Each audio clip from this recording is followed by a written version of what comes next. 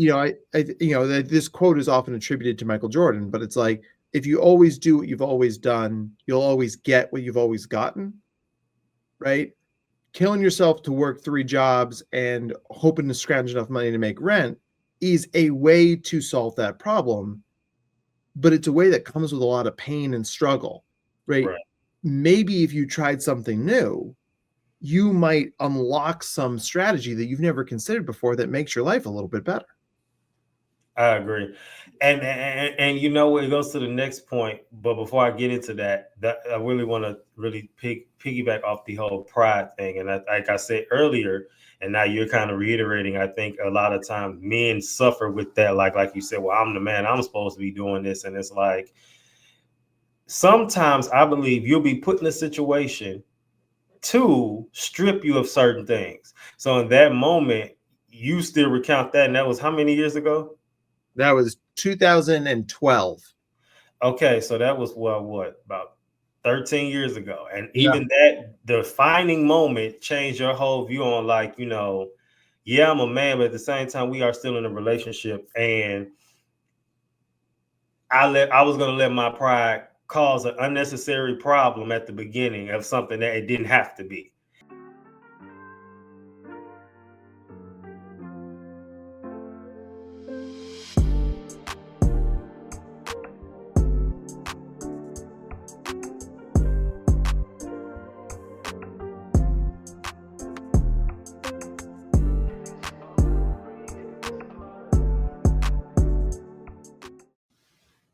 What's up, y'all? So, look, let me just go ahead and keep it short with you.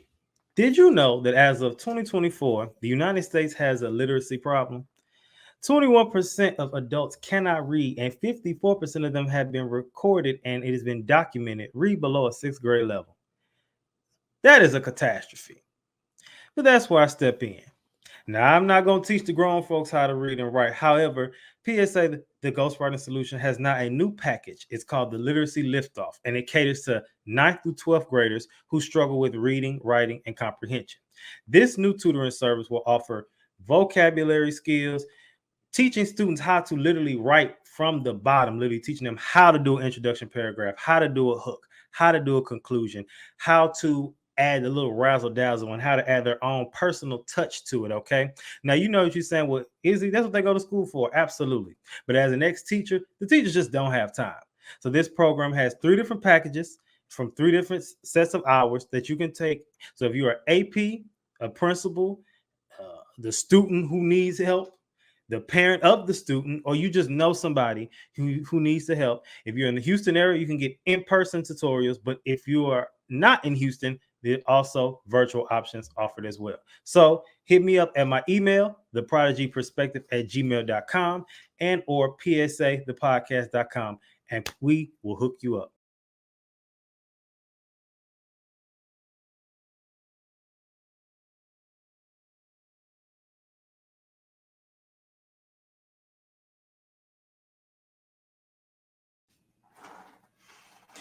Good morning, good evening. I am thy neighbor, and welcome back to another hot fire episode of PSA the Mental Health Podcast, Season 9. Can you believe Season 9? I've been doing this for 9 seasons. That is crazy. Now, obviously, we've been in Season 9, but it's just, when I think about it, like, it's really crazy. Like, I've been giving y'all hell for 9 seasons, and now, yeah, that's crazy. And it was something else I was about to say, but I forgot just that fast. But it's going to jump back up to me because I'm giving y'all hell in this episode too, as always. Now, I have a great guest today, but before I get into that, I have to get into a few things. So let's first of all get into this week's meme. All right. Now, I'm going to explain it in the happy hour segment because my memes were somewhat like this.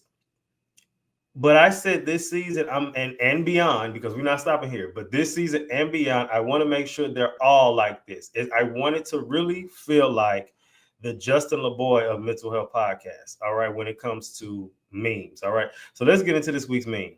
The meme reads, if you are in the gym every week and the scale has not moved, you are the problem. It's time to shift. Yeah, just wait. Inspiration comes from Stand by Donnie McClurkin. I don't know why that song really stood out to me when I was just getting this information together and getting my script together. Like after you done all you can, that kind of thing. Proverbs 16:3 talking about, committing your plans to the Lord and letting him establish them. And then another quote that I have that it says, feeling stuck doesn't mean you failed. It means you're at a crossroads. The key isn't to push harder. It is to step back, reflect, find a new path forward. And that is actually a quote from our guest today. So we already starting up with some good stuff. All right, y'all. Now I'm going to explain it here, but let's go ahead and jump into the next segment, which is happy hour. Now, in this happy hour, I'm going to talk about a few things. The first question I have to ask, where are you at with those New Year's goals? It's been a little while now. Every year is new year, new me. Where are we at with them? Did you start off strong and fall off? Are you still going through? You know what I mean? Only you can answer that. I don't know. As far as me, I'm still going pretty strong. What y'all fail to realize is, or what people fail to realize is, the new year actually starts, it's 2 different New Years technically, but the New Year of the normal one at the end of December, whatever, you should be preparing for that before December. That's what people really don't get. Like I say, at the latest, you should be planning at the latest October. That's the latest, but really it should be before then. But either way, mine are going pretty strong. Hopefully yours are too. And if they're not, you don't have to just say F it and just wait till next New Year. And I'm not saying do that either, because that's a waste of time, but it's just something to readjust. Now, going back to the meme, because someone would probably be offended by that meme. That was the goal. But believe it or not, that meme was actually me. So last 2024, in the gym going crazy, back trying to get my weight loss to stuff together. And every week for 3 months, I saw the same exact weight every day, every Saturday on that scale. It really wouldn't go up, but it wouldn't go down. And you might say, well, that's a good thing. No, it wasn't a good thing, because I was trying to lose weight. So I'm like, every week it was the same thing. So finally I got the revelation, sit back after I, made a pivot, readjusted, and realized my body was overworked and wasn't able to do what it needed to do, because I stopped doing rest days trying to overwork myself. Now, different people's bodies do different things, and some people can get away with certain things. And just from experience and playing with my body all these years, not like that. But I've learned that I'm a person that has to have rest days. Some people don't, but most of us do. And I've seen the outcome of, I even back in the day would notice things, and I would say, like, I've seen better results when I get really 2 rest days. I try to at least get for sure 1. But when I've had 2 rest days, it seems like I've seen much more of a, transformation in my body. So that's something I want to throw out there too. And like I said, that post was, hopefully it hit somebody, because like I said, that was me. So you, at this point, you're laughing at me. But like I said, if those New Year's goals have fell off, it's time to get back to it. Like I said, let this be the message. Don't think that the year is over, because like I said, we still got plenty more year left. And some people's lives shift in January, some didn't shift till May, some might not shift to February, some might shift in December. I don't know, but you have to be in position at all times. All right, y'all. So enough of my rant today. I have a great guest today. I'm really excited about it. As men, sometimes we can be a little headstrong, I believe, and we can be a little, in some cases, prideful, and we think we got it. No. But sometimes you really have to sit back and readjust and ask yourself, if you are not seeing a change in what you're doing, most times, there's something that you have to fix. So I have an expert with that, and we'll be talking about a lot of different things along with that. So let me go ahead and introduce him, and let's get started with the interview. Dr. Matt, what is going on? I was just sitting here listening to you. I'm like, I feel like I'm listening to your podcast, except I'm on your podcast, but still listening to you. It was like a very cool moment. I was, yeah, I almost lost the plot in the waiting room. I'm like, oh, what's he going to do next, right? I'm like, you the plot, so you're next. That was a plot twist. What? Right. Thanks so much for having me, man. This is awesome. I've been a fan of your show for a really long time. Really? Okay, okay, great, great, great. So obviously I've kind of did a soft introduction, but for my audio people, can you tell the people what's your name, where you from, and then where do you live now? Yeah. So my name is Dr. Matt Zakreski. Everybody calls me Dr. Matt. I'm a clinical psychologist and professional speaker who specializes in neurodivergent people. So people with different brains, autism, ADHD, OCD, dyslexia, giftedness, that sort of thing. I'm born and raised in New Jersey. But I have lived all over. I went to college in North Carolina, lived in Boston, lived in Australia, lived in Philly. Now we're back in Jersey. The circle of life is complete. Um, I travel all over the country and sometimes the world, helping people with their mental health and getting the word out there. Okay, good stuff. Now this wasn't planned, but I'm gonna ask. So you lived in Australia. How long did you live in Australia? From July to December 2004, so a little over 20 years ago. Okay. How was it? Because so many people I see that like they always post the negative sides of it, like with the animals and things, and somebody had a koala in their house and all these different animals that you won't rarely see. So like, how was it living there? Because I actually one of the ones that want to visit Australia. Oh, you should go right now. I mean, I guess maybe finish the podcast, but then go. It's the people are amazing. They're so chill. They're so funny. The beaches are world class. I lived in a small apartment and I had to walk past one of the best beaches in Australia. It's called Coogee Beach. And I had to walk by the beach to get to the bus that took me to university. And I'm telling you, man, a lot of mornings I was just like, that's a hard pass. I can learn sociology anywhere. Where else in my life am I going to get this kind of beach? So the beer is good, the food is good, the people are chill. You can head out to the middle of the country and go to Uluru, which is just the most like spiritual gut punch you'll ever have. Um, Mhm. it's just a rock, but it's also like so much more than a rock somehow. If you go, you'll understand. I Okay. talk about Australia all day. It's just, if it wasn't 10,000 miles away from everybody I love, I would live there. Yeah, no, I get it. I get it. I definitely, that's on my bucket list of places to go. So you briefly discussed what it is that you do. Now, to really break it down even further, what would you say if someone was to ask, what did you do for a living? How would you explain it in like maybe a sentence? So everything I'm about is helping people with different brains navigate a world that wasn't built for them. Hmm. That's what I do. That's what it's all about. Okay. And a lot of people, we live in a world where so many people were, back in the day, we live in a world now where we celebrate those things where now it was like if somebody was gifted or somebody was ADHD and all those different things, they would kind of hide it. Now it's almost like a superpower where people, it's like almost want to have those things. And I remember recently Amanda Seals called flack on Club Shannon Sharp's podcast because she said that she was diagnosed with, I forgot what she said she was diagnosed with, but then it came out that she wasn't technically diagnosed. She went based on all of the symptoms and signs. And so even with that goes to show you that people really want to, I think it helps people help them to understand themselves. If they say, maybe I do have this. And I had even learned a few years back, like I wasn't too old to not go and get diagnosed for whatever reason, because what most people don't know, this is a shocker. Well, this is a breaking news story. I actually was tested for the gifted test, but I think I failed it on purpose because I don't know why, I just didn't want to do it. But I think I failed it on purpose, and they were like, "Oh, well, maybe we missed it." But in reality, they didn't miss it. I just failed it on purpose. I don't know why, y'all. I can't give you an answer for that. So yeah. But I see that all the time for what it's worth, right? Like I just Okay. especially with black and brown boys, like Yeah.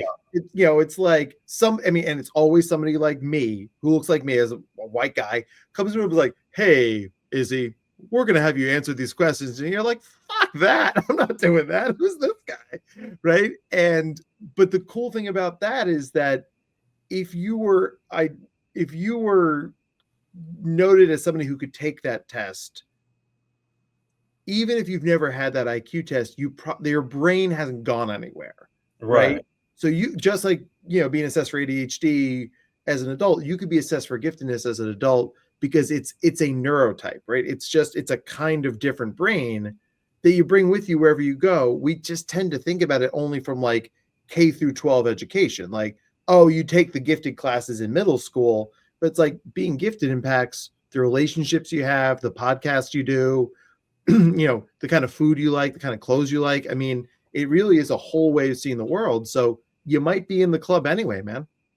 Yeah, like I said, and I appreciate that. But it kind of caught back up with me because in high school, I was put into the AP English and history classes, and at first I was like, I don't know if I should do that. And then my dad was kind of like, well, the teacher's saying you can do it, then more than likely they see something you don't see. So I just went ahead and did it. Obviously, it worked out. So here we are. Went and got a degree in English and have a whole ghostwriting service. So looking at that. Okay, now. There's a lot of people you work with who felt stuck. Yeah. And that's just what it is. So what are some common reasons men in particular feel like they've hit a wall in life? Oh man. So a big part of my job as a psychologist is really getting people to move. It's about behavior change, right? And some people don't even know they need to change. Some people know they need to change and they don't know how. Some people think they know how to change, but it's not working. Most of those last two are most of the people who come to therapy. They're like, listen, man, I want to lose weight. I can't. I've tried Weight Watchers. I've tried going to the gym. I can't do it. And then some people are like, I want a new job, but how the hell does someone get a new job in this economy? What does that even mean? Right. So any good behavior change starts with an honest assessment of yourself, your strengths, your weaknesses, what you've done before, what's worked, what's not worked, what you're willing to do, and what are like the hard no's for you, right?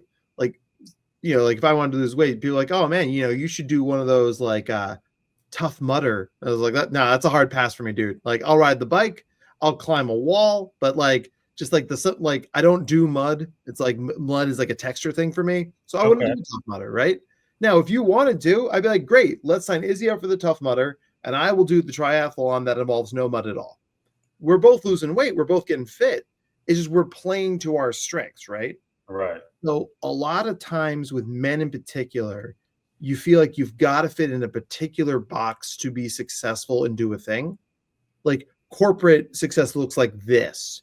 Relationship success looks like this. Kid success looks like this. Car success looks like this. Lawn success. If you're one of those guys who's into your lawn, I am not, but my dad is, right? Then you're judging your own success, your own journey on other people's performance. But that means you're hooking your happiness to what other people do. Yeah. Right. So the more we can realize that we are only in competition with ourselves, the happier and more successful and more unstuck we're going to get. Yeah. And like I said, all of last season, we talked about, every episode, some way, shape, or form, the topic of people pleasing came up. So clearly somebody who will binge watch or already binge watch and listen to that season was just like, you know what, I'm a people pleaser and this needs to stop today, because that's what's keeps a lot of people stuck, because you're too worried about what they'll do, think, feel, and you can be your true authentic self if that is the case. So right. Good. All right. Now, before we get too deep, I have a few words to ask, and I want you to tell me the first thing that comes to mind, and there's no right or wrong answer. Love it. Okay. Stuck. Pain. Plateau. Frustration. Shift. Challenge. Faith. Hope. Okay. So the definition that I got for stuck is unable to move or set in a particular position, place, or way of thinking. A lot of us can be. Plateau, it says reach a state of little or no change after a time of activity or progress. Shift, it says move or cause to move from one place to another, especially over a small distance. And then faith, it says strong belief in God or the doctrines of a religion based on spiritual apprehension rather than proof. All right. So keep those in mind because those are going to come up as the episode goes along. And yeah. All right. Now let's go into the next segment for today, which is what does this have to do with mental health? And as always, we kind of break down how the topic deals with mental health. But before we get to that, I have another question. So your work focuses heavily on neurodivergence and obviously mental health. So what inspired you to center a career around these areas? So I think like a lot of people in the mental health world would say a lot of research is me search, right? Mm-hmm. So I grew up as a gifted kid, and I really had the whole gifted experience, right? Like they thought I was going to Harvard, they thought I was some sort of prodigy, and then all the social and emotional stuff that comes up with being gifted kicked my ass in middle school, and like, wait, how come no one told me about those were parts of it?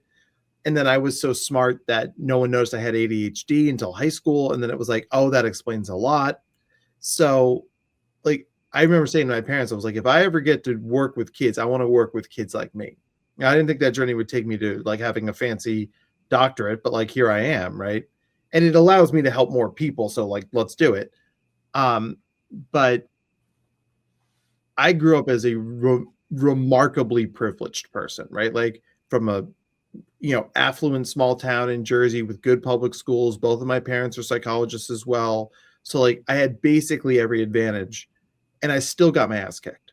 So it's like if I had all those advantages, right, of race and socioeconomic status and in like location in the country, and I still struggled, what's it like from somebody from a poor part of the country or somebody who doesn't same skin color or gender identity that I do? Like, damn, like we've got like let me use my privilege to build a bigger table, not a higher fence, right? Okay. And so that's a big part of what I do because like to whom much is given, much is expected, right? I'm not going to take that. I'm not some dragon, right? I'm not trying to hold all the gold for me, man. Like let's share that out because the world is a better and richer place when more people are seated at the right tables. I think that might be the thing for this season about finding your place at that table, whatever table that is, career wise, spiritually, emotionally, it's time. I think, like I said, it's crazy because everything is kind of like aligning, but like last season, even though it wasn't every episode, well, most like somewhere people came up in some way. I feel like this one is going to be about making sure you're at the right table because sometimes you can be at a great table, but it's one that you shouldn't be at, whether it's that season of your life expired or you've compromised and you're at a table doing things that you probably don't want to do. And you're like, well, I need this. And it's like, no, that's not right.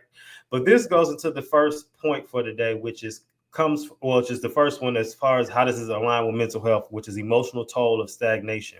According to the psychological effects of feeling stuck in life by Psychology Today, stagnation can lead to heightened feelings of frustration, anxiety, and depression. This emotional toll arises because people often equate being stuck with failure, which exasperates self-doubt and decreases overall mental well-being. Breaking free from this cycle requires reframing challenges as opportunities for growth and using mindfulness to identify actionable next steps. So I like that part about the actionable next steps because people will get stuck and sometimes they'll go into a depression from being stuck, and now you're stuck and you're upset about it too. Yeah. So it's like, because sometimes you can be stuck and realize you think you're like, I'm stuck, but you don't think nothing of it. Being stuck and depressed is just like, it's a lot. Yeah. Yeah. I mean, like I had a moment in my life, right? Like, so I just started dating my wife and, we were talking about moving in together and we were in grad school. So we're making like 6 nickels a year. Like it was tough. And, I had expected my paycheck from my work study job to come through and it didn't for some reason. And I realized I didn't have enough money to pay rent. Right. Like like traditional gender norms. Like I'm the guy, man. It's my my name was on the lease. So it's like my apartment. Like I got to pay for this. And my wife was like, let me write you a check. She's like, my name isn't on the lease, yes, but I basically live here. And I was like, no, I am a man. Right. I was like, I'm gonna go one of those check cashing places. And she's like, for 30% interest? Come on. Yeah. She's like, I'm going to write you a check. You are going to deposit it in the bank, and then you'll write your landlord a check, and it will be fine because we're going to be together for a long time. And this will be one of the times I help you out, and you will help me out in a million times. And that's just what a relationship is. And like, I remember realizing deep in my gut that I didn't have a good reason to say no to her other than the fact that it just like, but that's not what you do.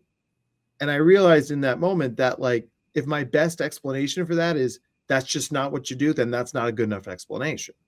Right. And like swallowing my pride and allowing a different kind of move to get me unstuck. Like, oh my gosh, like if I had only used the tools and strategies I had used to that point, I probably would have been like evicted or like, I'd be on the streets of Philly. Right. Instead, it like I took some help when I needed it. I paid her back. I got to keep living in that cool apartment, and it became just a footnote in the giant chapter book that is my life. Right. So part of that getting unstuck is thinking, that this quote is often attributed to Michael Jordan, but it's like, if you always do what you've always done, you'll always get what you've always gotten. Right. Killing yourself to work 3 jobs and hoping to scrounge enough money to make rent is a way to solve that problem, but it's a way that comes with a lot of pain and struggle. Right. Maybe if you tried something new, you might unlock some strategy that you've never considered before that makes your life a little bit better. I agree. And you know what, it goes to the next point. But before I get into that I really want to really piggyback off the whole pride thing. And like I said earlier, and now you're kind of reiterating, I think a lot of times men suffer with that. Like you said, well, I'm the man, I'm supposed to be doing this. And it's like, sometimes I believe you'll be put in a situation to strip you of certain things. So in that moment, you still recount that. And that was how many years ago? That was 2012. Okay, so that was what about 13 years ago. And even that defining moment changed your whole view on like, yeah, I'm a man, but at the same time, we are still in a relationship. And I was gonna let my pride cause an unnecessary problem at the beginning of something that it didn't have to be. Yeah. Because that would have been a thing, and it just could have came up later. So the fact that you kind of just said, okay, I'm gonna let you take care of it. It worked out, and then you, after a while, you like, what was I even worried about? It was just money. As many things as I pay for, and I'm, what I'm saying. So it's just one of those things. But this goes to the next point, which talks about impact on self-esteem and motivation. According to how life stagnation impacts self-worth, this comes from the National Institute of Mental Health. Prolonged feelings of being stuck can damage self-esteem, reducing one's motivation to engage in activities that previously brought them joy. This creates a feedback loop where avoidance behaviors further entrench feelings of helplessness, highlighting the importance of therapy or counseling to reestablish goals and rediscover purpose. Go back to that, like the point about helplessness. In that moment, you felt helpless, but you weren't. Yeah. So it was an illusion. Yeah. And it just kind of goes to the point of a lot of things and the issues we create in our minds sometimes, especially those neurodivergent people and those people who are gifted and think everywhere at once. It's like sometimes they'll unnecessarily create fires when it wasn't even a smoke smell. Stop calling me out like that, dude. Come on. But I'm saying, I mean, like I said, I haven't been diagnosed, but it's just a lot of things that I do. Like I said, I don't need nobody sending me an email saying you're undiagnosed, you're a liar. I know, because I saw how they told Hub. Y'all not gonna tear me up like that. But yes. And then the next point is neurological and physical stress, according to the Science of Stress and Perceived Stagnation by American Psychological Association. Chronic feelings of being stuck activate the brain's stress response, leading to increased cortisol levels. This prolonged stress not only impairs decision-making and problem-solving abilities, but also can manifest physically through headaches, fatigue, or weakened immunity. Addressing these symptoms through stress management techniques is vital for mental health recovery. So again, more information about, just neurological and physical stress and how that all, plays into everything and how your mind can affect everything else. I remember reading, which is actually about time I read that book again, The Soul Fast by Cindy Trim. And I'm a writer, so the tagline is, it's not what you're eating, it's what's eating you.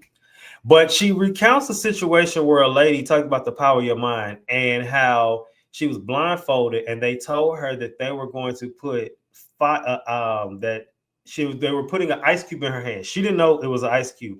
And so they told her it was hot or something, a fire or something. And so they put the ice cube in her hand and she got burned from the ice because they said because of her mind believed that it was fire when it was ice and it was actually a burn mark to show it. I don't know how true that is, but I've heard stories like that before to where your mind can really create situations and things that weren't there. Oh yeah. I mean, like I do a whole workshop on like how neurodivergent people have different sensory needs than neurotypical people. And usually all I'll do is all right, guys, do you see here in my hand how I have this porcelain bowl? And they're looking at me. I was like, guys, I don't actually have a porcelain bowl. I just have an imaginary one. I was like, and here in my other hand, I have this metal fork. Mm-hmm. I'm going to take my metal fork and put it in the porcelain bowl, and then I'm going to do this. And like I just move my hand back and forth real fast, like I'm like scrambling eggs. And people fall out of their chairs, man. People scream. And it's like, and once the room calms down, I'm like, nothing actually happened. But to amplify your point, right? That's how powerful our brains are.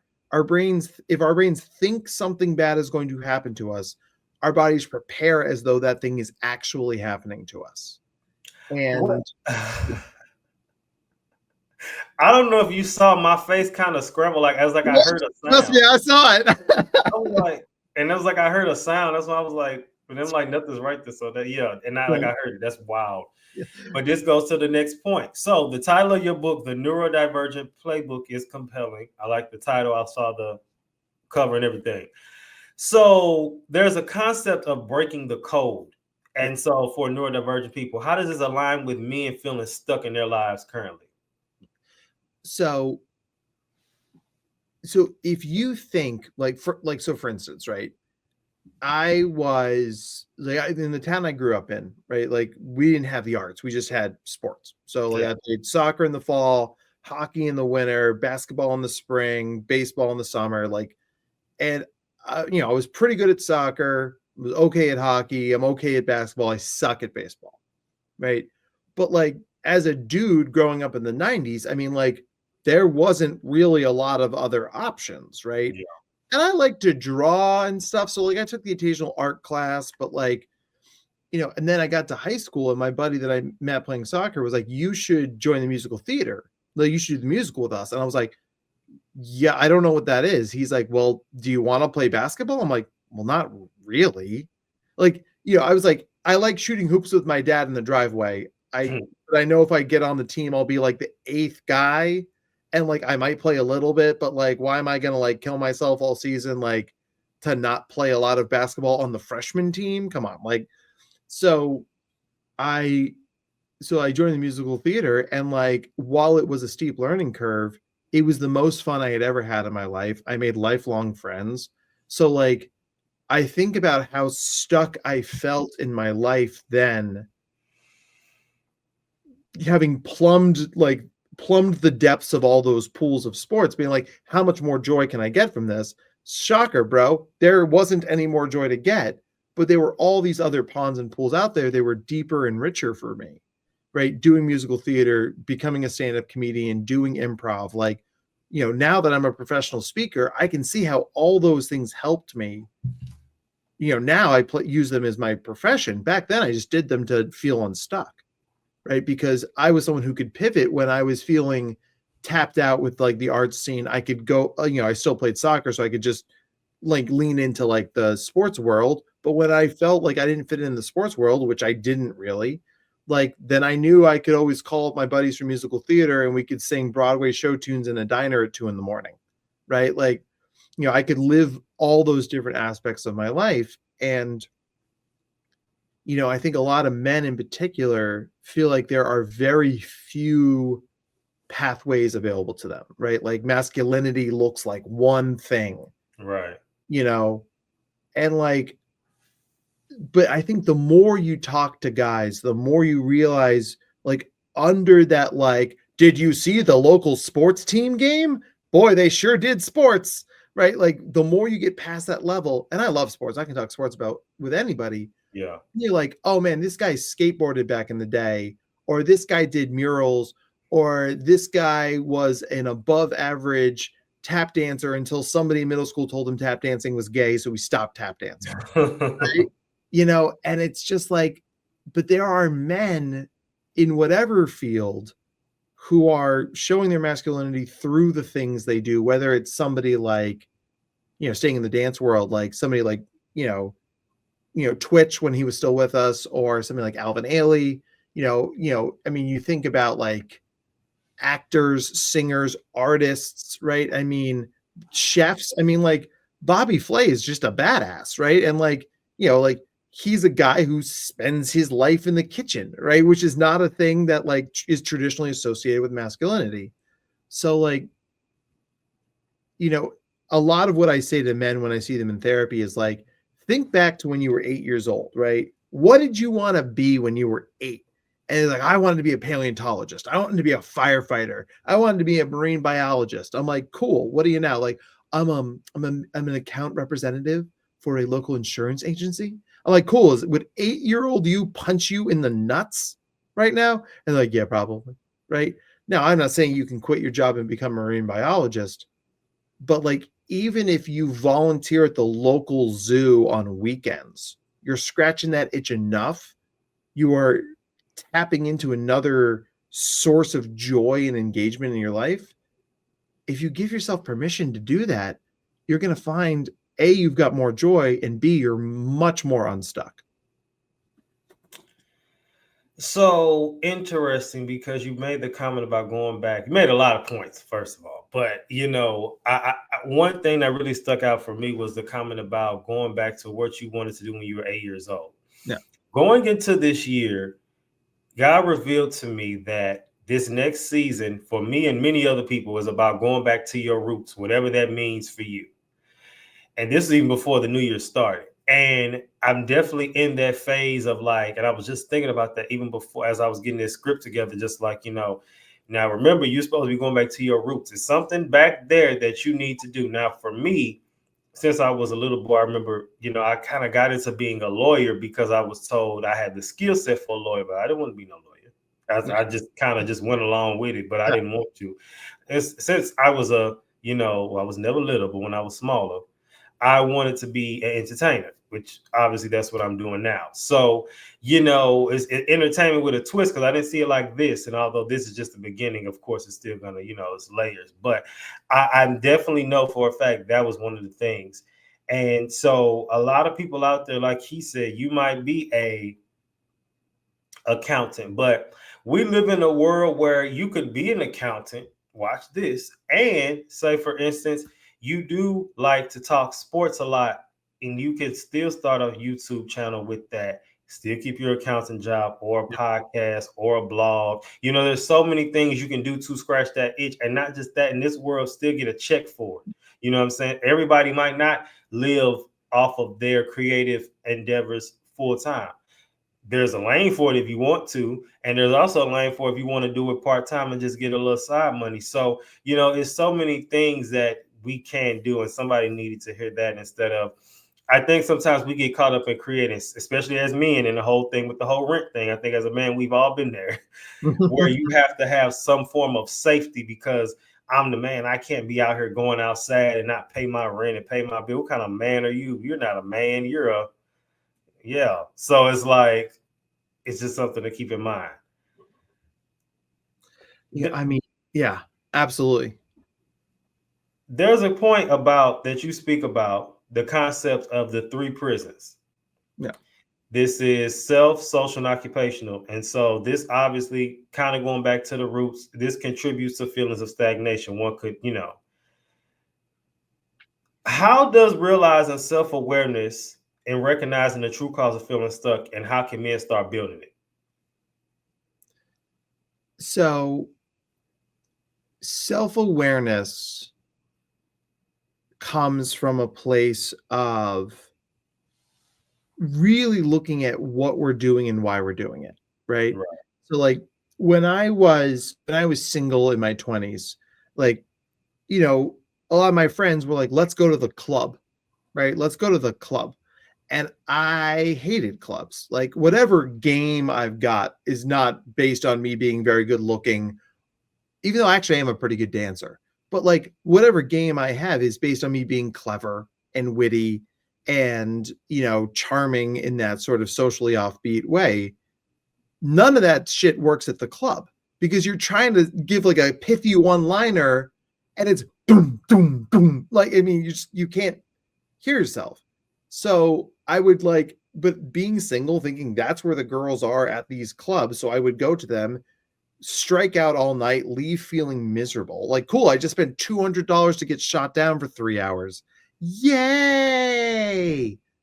And so, Right. like, I started intentionally, like, my friends would go to the club. I'm like, nah, man, I'm going to go to the sports bar, or I'm going to have a house party, or I'm going to do some other sort of thing. And none of those things were like the slam dunk, oh, here's where I'm going to find a girlfriend. But I found that every time I went to those, even if I didn't leave with somebody's phone number, I had a better time, right? So giving myself permission to do the things that worked for me, Matt, as a guy in his 20s, was like part of like getting that unstuck because you're not being slavish to what society tells you to do. You know, and like even now, you know, I'm 41, I've got a wife and 2 kids. In our house, like I do all the cooking, I do all the grocery shopping, I do all the laundry, you know, I do a lot of the cleaning. My wife does all the construction. Like when we get like deliveries and like, oh, it's a power drill and a new bakeware set. I was like, I will take the bakeware, thank you very much. Right? Mm. You know, and my wife's like, power drill, let's go. Right? And it's the sort of thing like early in our relationship, we realized like she wasn't happy cooking dinner. I hated fixing things. She loved fixing things, and I enjoy being in the kitchen. So, like, why not be the version of you that feels better in your soul, that's aligned with your values, right? But a lot of that stuckness we feel is like, well, I'm not allowed to do this because of who I am. Right. To which I say, you know, well, if the only person who's telling you to do that, or the only person that tells you you can't do that is giant air quotes society, I can find you an example of somebody who's living that life, and I guarantee you they're happier than you are, right? A lot of stuckness is wanting joy, but being afraid of the cost it would take you to get that joy. And the fear keeps us stuck.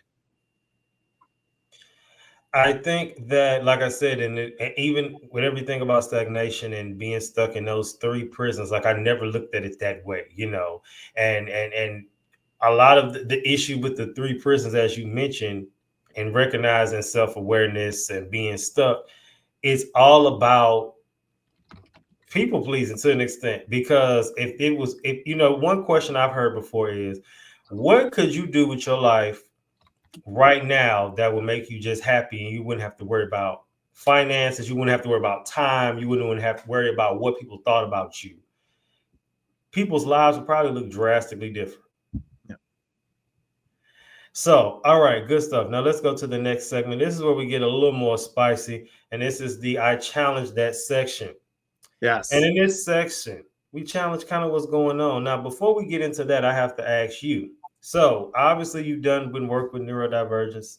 You've grown up how you've grown up. You talked about the things that have happened, you know, the little pitfalls in life that are all needed, especially for a man. So, as a speaker and a psychologist, how has your experience with your mental health in general, like just your whole mental health, mental illness, any of that, influenced your approach with helping others? Oh man.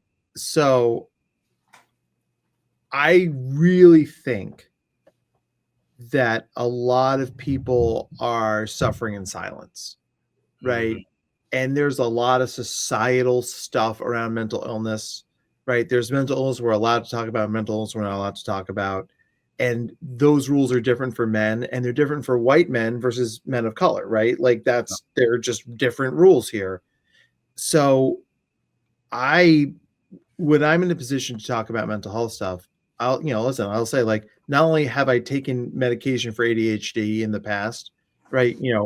I've struggled with depression, I've struggled with anxiety. When I was a kid, I said no to everything because I was scared. Like, I'm like, listen, I'm a really bright kid. I'm good at these 7 things. If the thing you want me to do is one of these 7 things, I'm your guy. If it's 8 or 9 or 10 or God help you 37, hard pass, I'm out. Right. And actually was taking classes in improv where the fundamental rule of improv is we always say yes and. That actually shifted my brain to, like, well, what happens to the world when you say yes? Like, being open to the world gives you more opportunities, gives you more, like, moments of growth, moments of joy, moments of experience. They haven't all worked out for me, but way more have worked out for me than haven't worked out for me. And Yeah. I'm benefit from that. So when one person says, like, yeah, man, there have been times where the idea of getting out of bed was so overwhelming that I burst into tears, because I've been there. Like, if you say that story, I guarantee you there's another person in that room who's like, somebody else gets this. And I guarantee you there's somebody else in that room who's like, I didn't know anybody else ever felt that way. Right. So you can create community in the abstract, even if those people don't walk up to you and hold your hand and be like, I'm with you, brother. They know that through that story you shared, that they're not alone. Because if we distill mental illness down to one thing, mental illness makes us feel alone. Like, nobody else is this broken, nobody else is this damaged, nobody else struggles like I do. And that's crap. That's our brain lying to us. But if you don't have a counter narrative, if you don't have something else, whether it's my voice or your best friend's voice or God's voice saying to you, like, no, you are beautiful and wonderful and have so much value. If the only voice in your head tells you you suck, you're going to believe you suck. And that's language I think that all people benefit from, but particularly men, right? It's interesting because so many people, and that's why I love this podcast, from different walks of life, from different experiences, different races, different ages, all come together. And there are so many people who've all felt the same in different points, whether it was not wanting to get out of bed. Like, a lot of us are more common than we realize, like, have more common than we realize. You might have I've had a few people say different backgrounds, from adult film actors to ex gang bangers, and just all of the sorts of people who grew up like yourself, and all having the same battles in some cases. And it's like, we have much more common than people realize. And I think that if we actually sat and listened to each other a lot more often than we would actually get along more than we realize. And it also makes you kind of, for me, I just have a brain that likes, I think in analogies, especially with media. So, like, I think about those shows where it's like those people from those social experiment TV shows where all those people come together, and then the people who are the least alike tend to be the closest. And this always seems to work like that, no matter what show, what network, what year. You even go back to years past, and it's just crazy how that works. I want to commend you on building a brand that's built around accessibility, because you're very accessible. It's clear that you can just get there. You're very personable. So I like that. And just even from this little conversation, you can tell you give a lot of practical advice.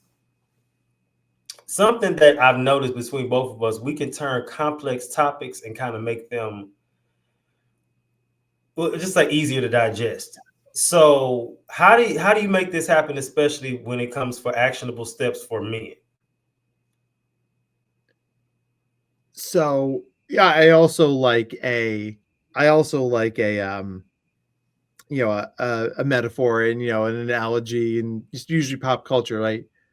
For a lot of, like, so if I'm working with a nerdier guy, but I'm like, you're gonna reach your Samwise moment, right? Where in the first movie, the Fellowship of the Ring, they're leaving and Sam stops and he's like, this is as far as I've ever been from my home. If I take one step further, I'll have been further than I've ever been from my home in my life. And that's scary. He's scared, right?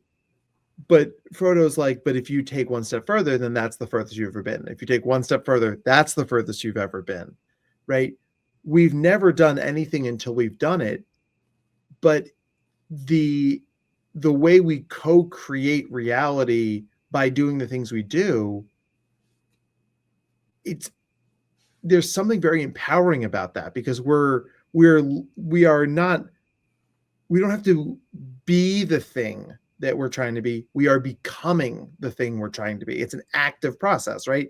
They don't just show up in Mordor, they walk to Mordor. Walking is an active verb, right? And if you think about somebody like, if I'm working with a guy who's like more a sports guy, like a golfer, like Tiger Woods is a great example of somebody who got very far on raw natural talent and then realized that like the stuff underneath his raw natural talent wasn't sustainable, right? He's like, I got to hire a swing coach. I got to figure out how to have like a repeatable motion that works for my body. And people, when he hired a swing coach, people were like, you're Tiger freaking Woods. This is like Michael Jordan hiring like a shot coach. Like, why do you need this? And he's like, Right. because I'm just getting by on raw talent. I need to get by on good practice. And a lot of us out there are getting by just on raw talent, right? And it's amazing. That's so cool. But imagine how much easier your life could be if your raw talent was supported by better practice, right? As a speaker now, like I go back and listen to my tapes like Monday Morning Quarterback, having done professional talks over almost 1,000 times now, and having taken speaker training, I can hear how much better I am now. Yeah. Right. Versus those first talks where it's like, good Lord, it's like bad improv. Like you don't really want to listen to it. Yeah. But you can't get to where you are now if you weren't willing to start then. Izzy, I'm sure if you went back and listened to the first episode of this podcast, you're like, I know where you're going. Don't do that. Don't. I hate them. I hate them. I'm not gonna lie. Go ahead, my man. I hate them so much. Oh my God. I mean, me too, right? But think about how you sound now. Think about how amazing you are now. Like, you don't get to be that guy throughout sweat equity without the work. And if you're doing something you love doing, if it's towards a thing that is aligned with your values, the work's always going to be there, but the work sucks a lot less if it's something you're really enjoying doing. Yeah, and that's the thing. Like, even going back to those old episodes, like, I'm not gonna lie, it's a handful that are deleted, but I couldn't delete the whole season. Like, the very first episode is still there, and I hate that for me, but it's there. And I just believe some people. I know I have a friend. He said he listens to them, but he doesn't listen to them when they drop. He says he actually kind of goes. He's like, I think he said he's around like season 5 now. Like, he's like literally went from the beginning and just kind of played them through. I'm like, I kind of say it's not a TV show. You don't have to do it that way. But whatever. But I get it. And there are some people who are even gonna find me today, or tomorrow, or in the future, who will do that. And see the growth from the audio to the topics to the conversation to things. I said I used to curse every other word. Now I don't even curse anymore. Like, it's so many things that you will hear differently. So it's needed, but it is kind of like, Now I got a question, because we are in the challenge section. I just need a short yes or no, but I'm going to go into details. So, can being stuck be a good thing? Yes. I agree. Now, I'm going to say this and I'm going to explain. So, being stuck can be a good thing because it's a time to reassess. Mm-hmm. There won't always be a time when you will always just go up. You know what I'm saying? A great example. I use weight loss all the time because I lost 50, now 65, 70 pounds, and have kept it off. But before then, I had lost around 40, and it was just plateaued for a long time because I kept doing what I was doing, thinking, okay, this worked. And then I said the next week, okay, what happened? You know what I'm saying? And realizing it was time to reassess. And also, sometimes being stuck can be a good thing because you've done all that you can. And now this is the point where you have to let God step in. So I have Isaiah 64:4 states that since the beginning of the world, no one has heard, perceived, or seen any God besides the one who acts for those that wait on him. So with that, and what I've learned in my life personally, when you say, for example, throwing myself out there again, and I brought this up last season about how I went full-time entrepreneur. And there were days I was like, and times and applications where I went back, tried to go back to education and tried this in applications here and there. And you see my resume, you thinking, oh, well, you're going to go right back. No, these people would not hire me. They wouldn't call me back. They would get me to the final, watch this, the final, I'm looking at the camera, the final round, multiple times, say, thanks, we went with somebody else. And then I will always see that job is open again in 3 to 6 months. So I'm like, if you would have just picked me, I would have been there. But boom, that's the problem. Because you would have been there and been stuck there and got comfortable there. And that's not where you were supposed to be. And that's the problem that a lot of people have. We get stuck, we get comfortable. Yep. Because men don't want to fail. Yeah. So when it comes to the topic of failure, that's a nice segue. And why do you think it's so hard for men to tolerate failure? And how can they learn to embrace it for their growth? I mean, I think society tells us that failure is weakness, right? And men aren't allowed to be weak, right? Men don't get sad, they get angry. They don't get scared, they get angry. They don't get overwhelmed, they get angry, right? I mean, think about all those holes punched in the drywall all over this country, right? I mean, it's not, some of that's just raw anger. A lot of that, though, is anger's the mask other feelings wear, right? So, and the idea is that we see failure as this end point. I failed, the end, right? But everybody has failed. I mean, failure is an unavoidable concept. And actually, the more mental energy we spend trying to avoid failure, the more likely we invite it into our lives, right? And and they found they had Shaquille O'Neal come on to Sports Science, right? A guy who famously struggled shooting free throws in basketball. And they found that the more anxious he was about missing the shot, the tighter his muscles got. Like his body was literally tighter, and a tighter body is harder to shoot. So the more anxious he was actually creating a self-fulfilling prophecy, right? He was making his body less able to do the thing that would have made him less anxious. Right. So if you shoot and you miss, it's like, I'm going to quote the patron saint of gifted kids here, Miss Frizzle. If at first you don't succeed, find out why. Right. And I think that's the question men aren't taught, right? We're not taught to learn from our mistakes, right? If you miss that free throw, well, maybe you shouldn't shoot it that way. Maybe you should shoot it a different way. If you strike out with these girls at the club, maybe you should be flirting with different kinds of girls. It applies to all aspects of life, from finance to fitness and everything in between. But you've got to be willing to think about those other pathways. So that's a good question. And this is something I'm definitely going to clip. So was Miss Frizzle driving a bus of gifted children? Miss Frizzle's definitely gifted. I think some of the kids in that class are gifted. I think DA is usually, she's like the book smart kid. Arnold, I don't know, he's just an anxious mess, right? But there's one of the other. I'm sorry? That's a neurodivergent. Yeah, he's like yeah. But I always thought that I think it's Frankie. I think Frankie's like the kid who's like, who just knows a lot about the science of things but doesn't really talk to anybody else. I was like, man, that's my whole caseload. That's Monday through Friday for me. So yeah, there's a lot of neurodivergent kids at Miss Frizzle's school. So you know what? That was like, it's memes that have gone around over the years. It'll be like somebody like imitating, going off on like Miss Frizzle for taking their kids out.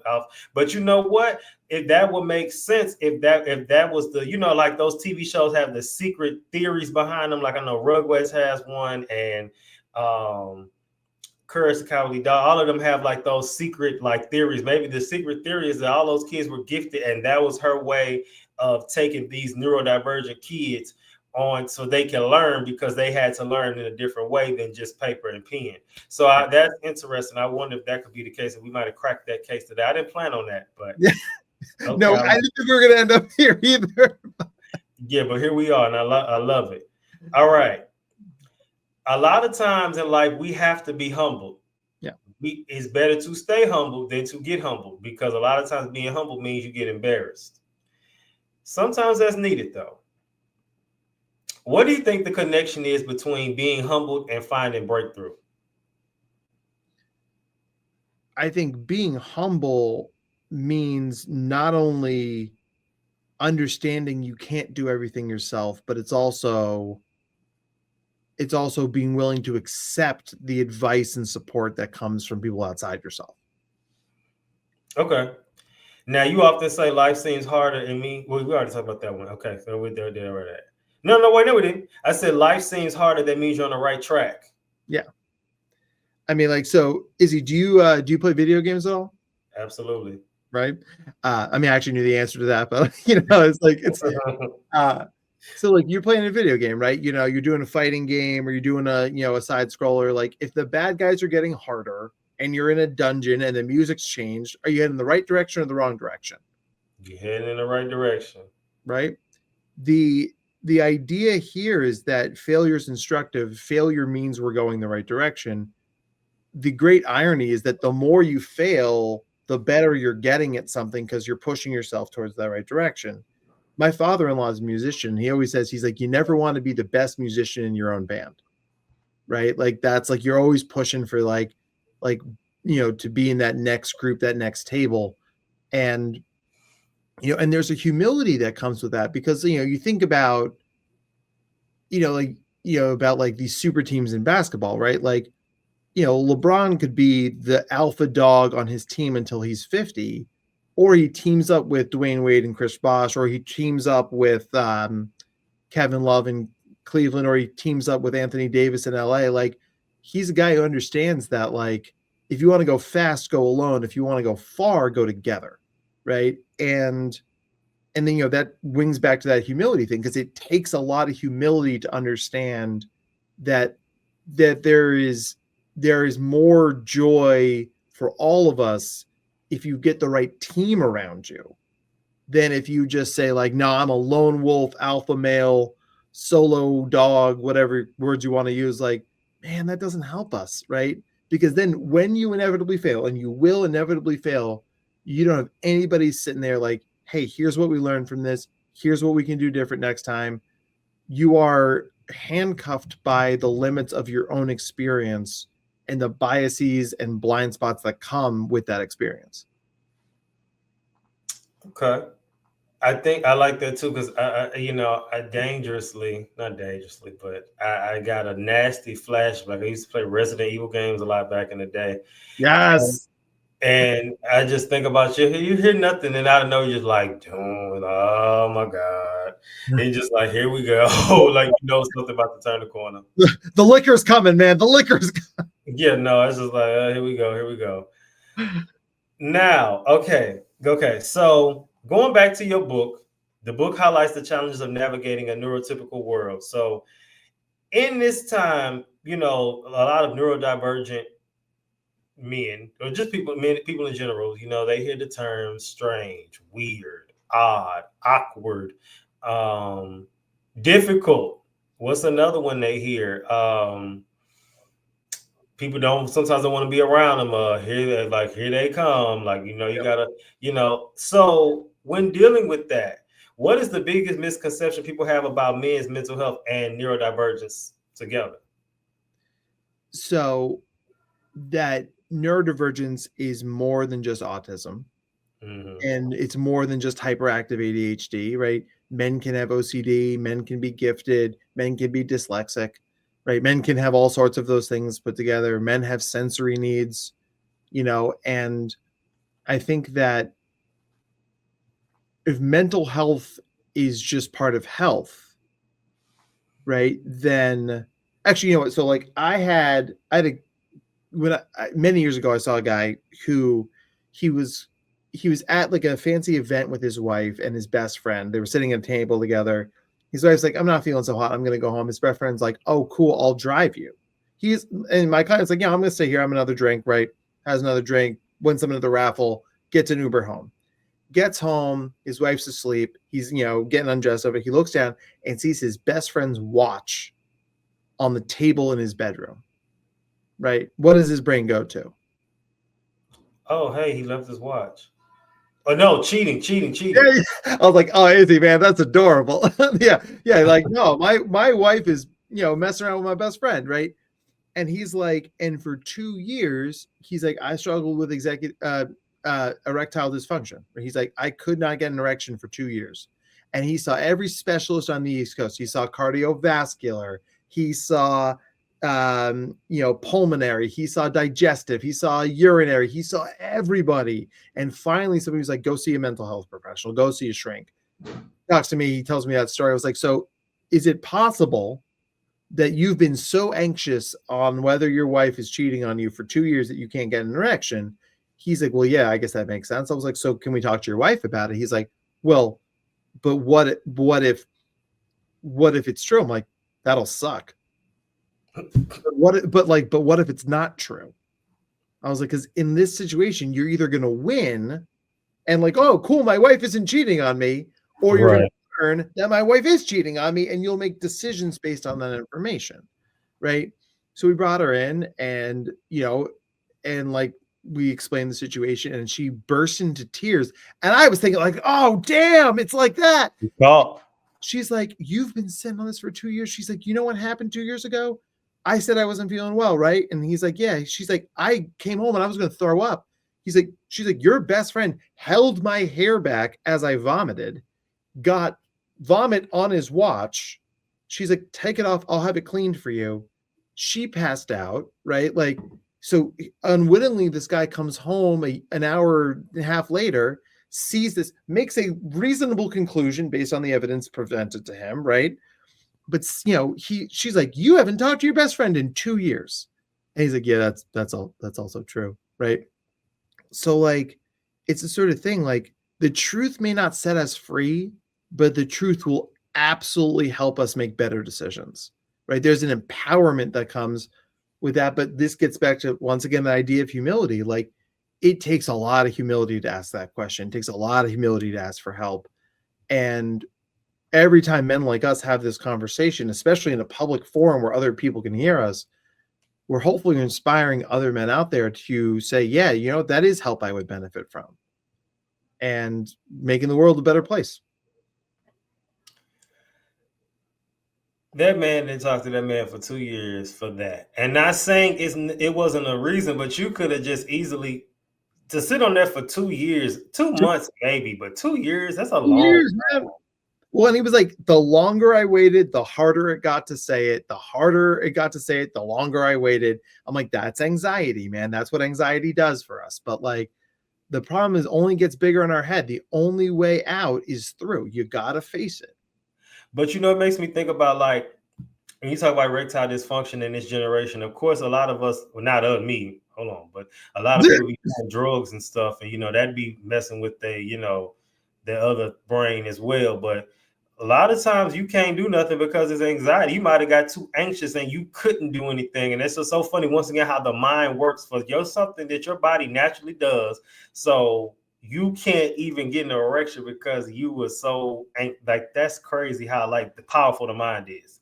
So somebody out here, you might need to go talk. You can't get it up. It might not be because of drugs, alcohol, and diet. It could just be because you anxious or something. Yeah. All right, let's go into the next segment, which is the final segment for this great conversation today. And this is the weekly sabbatical. And in this time, we kind of reflect. Now, before I get into my questions about your personal experience, I have to think about something. Well, I have to ask you a question, but I'm basing it off of me. So growing up, like I said, I haven't been diagnosed. I'm going to keep reiterating that. Although the signs are kind of there. My mom's a speech pathologist. She always said she thought it was something because, she diagnoses people, that they do. So have you always found it that people misinterpreted things that you would do and say, where you would do something one way and they took it in a negative way, and you're just as confused because you're like, now, I didn't mean for it to come off that way. And then I know for me, it's been times where you get called selfish or you're an evil person. It's like, wait, no, I didn't mean it that. Why? I didn't mean it that way. Why are you taking it that way? Okay, so you as well. Oh, yeah. So another theory about a TV show, I'm sure you've heard of the old show, Everybody Hates Chris. Yeah. I wonder if that was his case too. Oh, I mean, Chris Rock is a wildly gifted person. Like Yeah. he's in Mensa. Like I think he's got like a 164 IQ, something like that. Like he's super high. Um, and like, and I mean, yeah, part of that is just like he's so offbeat. He was so observational. He was, he wasn't picking up on the same social cues as everybody else. So he was the guy who would say that thing, right? And people would get upset with him. And I can't tell you how many of my kids say to me, it's like, why did people get mad at me when I answer their questions honestly? Or why did people get mad at me when when everyone seems to be following some rule I don't know existed, right? There's all these unspoken, unwritten rules that neurotypical people tend to know and pick up on, neurodivergent people tend to struggle with, right? And that's actually why the subtitle of my book is, breaking the code of a world not built for you, right? Because that's the thing. Like there's a lot of, I tell the story in my book. When I lived with my grandparents for a little while, and one day my grandmother, she she's not well right now, unfortunately, but she came up to me. I was sitting in the kitchen. She's like, "Oh, it might rain today." I was like, "Oh, thanks, Nana." Okay, right. And I'm sit there, keep reading my paper, I have my coffee. I got a text message from my mom. She's like, "Hey, Nana's upset." I'm like, "Why is Nana upset?" She's like, "Well, she asked you to take in the laundry off the clothes." And I'm like, "No, she didn't. She only told me it was gonna rain today." And I used to get in trouble for stuff like that. And I'm like, you I'm didn't sure you say, did. I'm sure you did. and I was like, you didn't say that. They're like, well, I just thought. I said, well, no, let's be a little more direct. Let's stop Yes. just saying, like, how do you get, like, you should just say that. But Yeah. okay, but either way, whatever, right? Yeah. Now, going back to this time we kind of think about you. You just spoke. Congratulations, speaking on over 400 stages, and I'm sure 400 more coming. Yeah. What's the most impactful story or moment you've experienced during your career? The most impactful. There was. So is that my favorite story to tell, or is it like the thing that shaped me most? You really could do both, honestly. Yeah. All right. So I will say this. So I got to speak at the Grant Halliburton Foundation conference a couple years ago, and they support, they're trying to raise awareness of teen suicide in particular.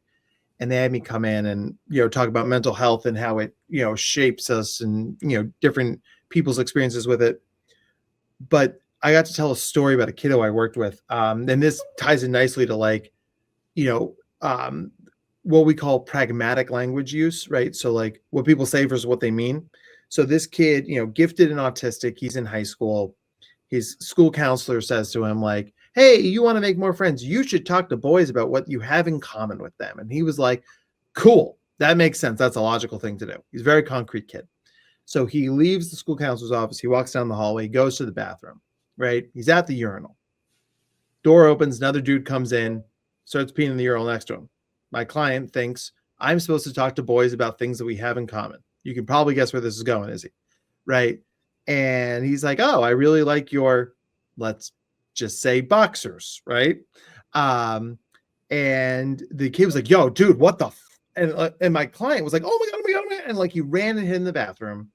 And when the school resource officer came to get him, he said he was suicidal. Ended up going to the hospital. That's where he met me. I was working inpatient at the time, and I got to do the transition plan back to school. And we were sitting in there, and we're talking to the principal and the counselor, and we brought the other kid in. And he was like, my client was like, "I'm just trying to connect with you." He's like, "I'm really sorry. I'm trying to talk about things we have in common." And this kid, God bless him, was like, "Dude, we have so much in common." He's like, "We're in like 3 of the same classes, and I know you really like Legos. Do you know I do Legos too?" And my client was like, "I didn't know you liked Legos." And he's like, "Yeah, man, you should come over and play Legos sometime." Right? It was the most beautiful moment, right? But this is a kid who then like it was not his first time feeling suicidal, let's say it that way, right? And now he had a friend, and that kid convinced him to go to homecoming, and then convinced him to go to prom later that year. And then he left, he was a year older, so he went to college. My client followed him to college. This kid was in a fraternity. My client joined a fraternity. I was like, this kid is in a frat? Are you kidding me? Right? And like, and he just graduated from a pretty great university with a degree in education, and he's going to be a teacher. He was actually teaching now. He's a teacher. And I got to stop talking about that in the past tense. And like, the thing that blows my mind about this is that this story could have gone so many different ways. It could have gone off the rails. It could have ended in tragedy. And through some hard work from a lot of great adults in this kid's life, this kid is not only just surviving, but thriving. Yeah. So like, I always get choked up when I tell this story because like, it's so neurodivergent kids go through those moments all the time. It's not always that exact moment, right? Just to feel like you're broken and different and no one gets you and no one will ever get you. Like, I just say this to them. It's like, you're not alone. 20% of people are neurodivergent. You have community out there. And if this is the podcast that gets you to look for that community, then welcome. Like, we're here for you. Yeah. Because that's what's going to save the world. It's not going to be do it alone. It's going to be do it together. Just like to echo what you said earlier, is it's like finding the right table to sit at. Right. So that's a great story. Like I said, that one's probably, you said the most, definitely that's a success story for sure. Because like I said, a lot of times those type of kids, and being an ex-educator myself, you see the ones, and in my case, I wonder like, whatever happened to this one or whatever happened to some of them. I actually still follow me on Instagram, but some of the older ones, I'm like, from back in the day, I'm like, I wonder how they doing, because now I know that some of them are either in college or about to go. And when I met them, they were in 4th and 5th grade. So a lot of my last few questions are actually kind of been answered, because I can ask, like, I know something about the social prison. It was like, if you're isolating, and building meaningful connections is finding things in common with people. And the world we live in now is so much more easier to do that. Maybe you add more fuel to the fire of your case study on me. But I've always made friends online. And so since I was like 15, and so one of my friends would kind of make the joke like, oh, you always got those pen pals. I was like, and they say you meet a lot of freaks and creeps online. Honestly, I've never met them. I meet them more in real life than online. So that's just my thing. But that's something I've always done, which everyone thought was a little strange. Like, I talk to people in real life. I don't want to talk to people online. But it's because of me talking to people online. One, platforms like this can thrive, but also it's allowed me to make connections and different things. That's why, so I just think that's something that another norm, or that's not deemed normal, is my norm. And I've actually encouraged people to do it, but so many people are hesitant to do it. And I think it's just about finding those connections and jumping out of that box, that people are afraid to, which you talked about, the man box that people are in. Can you briefly describe that for us? So the box is really just, it's the combination of what we hear from other people, what we believe about ourselves, and what we perceive and the way we perceive the world through all or nothing thinking, right? So like, if you wanted to be a marine biologist when you were 8 and now you're an accountant, yeah, man, you probably can't go and become a marine biologist right now. I don't know if you can do that, but you can absolutely go to lectures on marine biology, and you can volunteer at an aquarium, or you can, like, join the park rangers at the local lake and walk around the lake and enjoy the lake. I mean, like, I'm never going to play professional soccer, but I'm a better and happier person when I play soccer in the men's league. It's way too cold to do it right now, but we'll start back up in the spring, right? So like, the box is a lot of bad messaging, but it's a lot of also defeating self-beliefs. That's like, oh, I'm never going to be D1 basketball player, so I shouldn't hoop. It's like, dude, you know how many guys are at the Y just hooping right now? Just pick up a ball. Like, that's it. We got to give ourselves permission to do what I call bottom up thinking, right? If you think top down, it's the best, and anything worse than the best is bad. Bottom up thinking is the default is we do nothing. Everything we add is value. So if you take one dribble of a basketball today, if you run 10 steps today, if you do one push-up today, that's all value added. If you do, it's like, I have to be good at basketball or physically fit, those things are going to seem as failures. Are going to be like, so look how far aware I am from my goal. I like to think about it as, look how far I've come from doing nothing. So let me ask this before I ask the final last question for real. So you talked about playing basketball at the YMCA. Now I'm a little bit of a heretic, I guess, when you come to this topic. If they're playing basketball at the YMCA at an old age, which I'm all for health and wellness and doing whatever, fulfilling that void, do you think they should be still considering themselves an athlete? I mean, I don't know if I'm in a position to opine on anybody being an athlete. I've bodied by craft beer. Listen, if you're taking care of yourself and you are adjusting your levels for the state of life you're in right now, then I think, yeah, you're an athlete. It's just like, just be smart about it. Like, all the guys I see who get hurt playing sports are when like the 50-year-old's like, yo, I used to be good at skiing. I'm going to go down this double black diamond. Like, I'll see you in the ER, bro. Like, I can't do this stuff at 41 that I could do at 21, but I'm doing my best to come to peace with that. My back hurts all the time, so, that's like, I can't drink like when I was in my 20s. I can't hoop like I was in my 20s. That doesn't mean I can't drink. It doesn't mean I can't hoop. It just means just be smarter about it. Right. Yeah. So, yeah. All right. Final question. If there's one thing men should take away from this conversation, what do you think it would be? That there are more resources and supports out there than you could possibly imagine. Like, getting unstuck doesn't look like one thing. It can't look like one thing. It shouldn't look like one thing. Mental health is the same way, right? You could talk to somebody like me in an office. You could do Zoom. You could do text. You could go to support groups. There's so many things out there. And so talk to somebody like me and we'll paint you a picture of what the options are and we'll find one that works for you, because your life is worth living in a way that brings you joy. All right, good stuff. Final thing for the audience. All right, question and challenge for the week. Do you still feel stuck after this episode? And the other question is, did you realize what you needed to adjust? All right, Lord. I done kind of fell off with paying y'all for answering those questions and challenges, but this season we own it. So yeah, remember, you win money. A cash app of either the first person wins $10, second person 15, third person 25. So remember, the more chances you enter, the more chance you have to win. So make sure you answer those questions and challenges, and then tag me at PSA the Mental Podcast or _ Izzy Baker Oven, and make sure you do that. Thank you again for coming on. Anything else you want to give to the people, plug in before you go today? I mean, I just, if you want to follow me on the socials, it's, Dr. Matt Zakreski on Instagram and Facebook. I'm starting TikTok, but we haven't really gotten that up and running yet. And my book is available on Amazon, the Neurodivergent Playbook. You also can get it on my website, drmattzakreski.com. I hope you'll find it helpful. All right, y'all. So thank y'all for tuning in, and thank you for coming on.